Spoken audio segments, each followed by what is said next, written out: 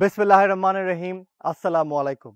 আমি আপনাদেরকে আজ একটি কথা মনে করিয়ে দিতে চাই, যা আপনারা অনেকে অনেক আগের থেকে করেন।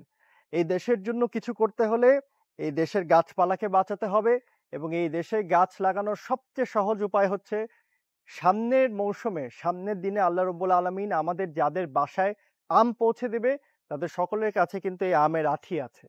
এই আমের আঁঠি এটা কিন্তু এই দেশের না, এটা আমাকে একজন বিদেশ থেকে এনে দিয়েছে এবং এটা আমি এই আঁঠিটা আমি বাঁচিয়ে এটা আমি যেটা করেছি খাওয়ার পর আমি এটা শুকিয়ে নিয়েছি। শুকিয়ে নেওয়ার পর এই আমের আঁঠিটাকে মাটির মধ্যে একটি অ্যাঙ্গেল করে বসিয়ে তারপর এটাকে এখান থেকে চারা ওঠানোর জন্য মাটিটার মান যেটা ভালো মাটি, এখানে একটু পানি দিয়ে মাটির একটু রস প্রয়োজন আছে। যাদের কাছে গোবর আছে গোবর দিয়েও করতে পারেন, আবার পানি দিয়েও মাটির একটু রস তৈরি করে নিতে পারেন। মাটির কোনো জায়গা আলাদা করছে যেখানে আমরা একটু ওখানে চলো চলো চলো চলো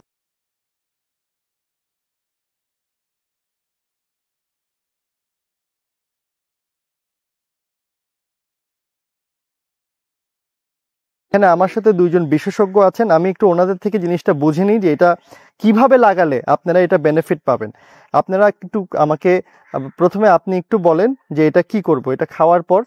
এটা খাওয়ার পর আমরা এই একটা যে কোনো জায়গায় ফেলে না দিয়ে একটা শুষ্ক জায়গায় যেখানে আটিটা শুকাবে সেরকম জায়গায় আমরা মজুত করব। মজুত করে এটা শুকিয়ে নেব। শুকিয়ে নেওয়ার পরে আমরা এই হালকা জো আছে, মানে রস আছে, মাটির রস আছে, ওই জায়গার মধ্যে এই বীজটা আমরা একটু মাথাটা উপর করে আমরা এই বসাই দেব, যেখান থেকে এটা চারা উৎপাদন হয়ে পরবর্তীতে আমরা ওখান থেকে এটা চারা হিসেবে লাগাতে পারবো। আচ্ছা, তার মানে জো আছে বলতে মাটির রস আছে, মানে মাটির মানটা ভালো হতে হবে না। মাটির মধ্যে যে এই মাটিতে এখন কিন্তু এই মাটিতে কিন্তু কোনো রস নাই আপাতত। আচ্ছা, এটাতে নেই। এটাতে নেই। যদি এটার মধ্যে যদি আমি একটা হালকা জৈব সার থাকে কিংবা গোবর মিক্স থাকে, পানি দিলে পানি দিলেও কিন্তু রসটা পানি দিলে রসটা হয়। আচ্ছা, তাহলে তো পানি দিলে আমরা মানুষের জন্য সহজ করে দিই। অনেকে হয়তো ধরেন অনেকে গোবর খুব সহজে আনতে পারলেও অনেকে শহরের মধ্যে এটা আটকা পড়তে পারে। আমরা তাহলে তাদের থেকে তারা পানি দিয়ে জিনিসটা করুক। এখন আপনি এটা বলছেন, আপনি আমাকে দেখান এটা মাটিতে কেমনে বসাবেন, আপনি এখানে একটু দেখান তো দেখি।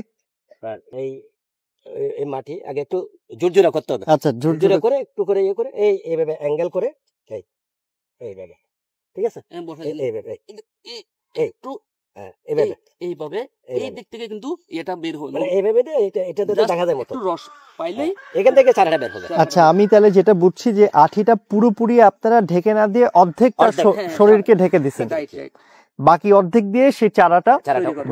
আচ্ছা, এরপর চারা আসার পরে কি করব আমরা? এটা যদি এখানে রেখেও দেওয়া যাবে, যদি আমি মনে করি না এখানে এটা বড় করবো, ফল ধরাবো, তাহলে এখানে থাকবে। আর যদি মনে করেন আমরা এখান থেকে অন্য জায়গায় লাগাবো, তাহলে সেখান থেকে তুলে ওই জায়গায় লাগা দিলে হয়ে যাবে।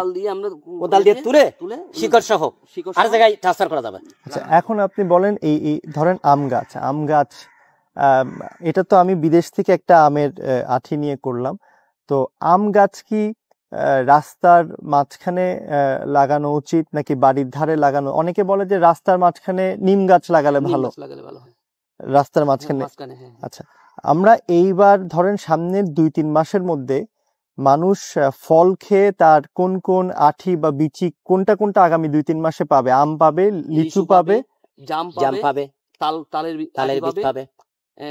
একটা ভালো হচ্ছে আমাদের তালের, কারণ কিন্তু পরিবেশ সম্মত এখন আমাদের যে বজ্রপাত থেকে রক্ষা করার জন্য আমরা আমাদের এমপিসারও কিন্তু বিভিন্ন সময়ে এই তাল গাছ নিয়ে বেশ কিছু ইয়ে করছে। আমরাও চাচ্ছি এই তালের আঠিগুলো যে সংরক্ষণ করে এই বিভিন্ন যে রাস্তার ধারে যেখানে মানুষের চলাচলের রাস্তা, ওখানে আমরা যদি ওই আঠিগুলো বসাই দিলে ওইখান থেকে কিন্তু ভালো একটা চারা। একটা জিনিস বলেন, তালের থেকেও বাংলাদেশের বেশিরভাগ মানুষের বাড়িতে আম তো সবার পছন্দের একটা ফল, তাহলে আমরা যদি বাংলাদেশের বেশিরভাগ মানুষের কথা বিবেচনা করি তাহলে মনে হয় আমটাই কমন হবে, মানে যখন সিজনটা আসবে।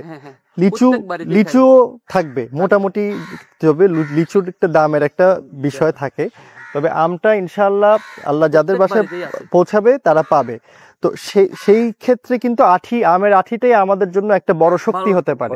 তাহলে ইনশাআল্লাহ এবার আমি কোরবানির পরপর একটা সিদ্ধান্ত নেব, আমরা সকলে মিলে যদি সেই সময় হয় আমরা দেশব্যাপী একত্রে যারা চারা কিনে আনতে পারবেন ঠিক আছে, যারা পারবেন না আপনাদের বাসার আমের আঠিটা এবার কেউ ফেলবেন না, আমের আঠি দয়া করে কেউ ফেলে দেবেন না, শুকাবেন এবং কিছু না, একটা গাছ, একটা আমের আঠি দিয়ে যদি আপনারা একটা চারা যদি বেরিয়ে আসে, এইটা আপনার জীবনের একটা বড় সাফল্য। কারণ আপনি একটা গাছ এই পৃথিবীকে দিয়ে গেলেন। এটা কিন্তু আপনি আপনার ধর্ম, এটা আমাদের ইসলাম ধর্ম বড় কাজ, এবং আমি বিশ্বাস করি যে কোনো ধর্মের মানুষ তাদের ধর্মে এটা নিশ্চয়ই খুব বড় একটি কাজ। এবং তাছাড়া দেশের জন্য এটা খুবই ভালো এবং বড় একটি কাজ, এবং দেশের পাশে দাঁড়ানোর এটি একটি সহজ উপায় বলে আমি মনে করি। তো ইনশাআল্লাহ যদি আপনারা আমার সাথে একমত হন, অবশ্যই সকলকে এই ভিডিওটা দেখানোর একটা সুযোগ করে দেবেন, শেয়ার করবেন, এবং অন্ততপক্ষে কিছু না পারলেও একটি আমের আঠি দ্বারা আমরা একটি গাছ লাগিয়ে এই দেশের পাশে আমরা তরুণরা অবশ্যই দাঁড়াবো ইনশাআল্লাহ। আজকের মতন এতটুকুই। আসসালামু আলাইকুম।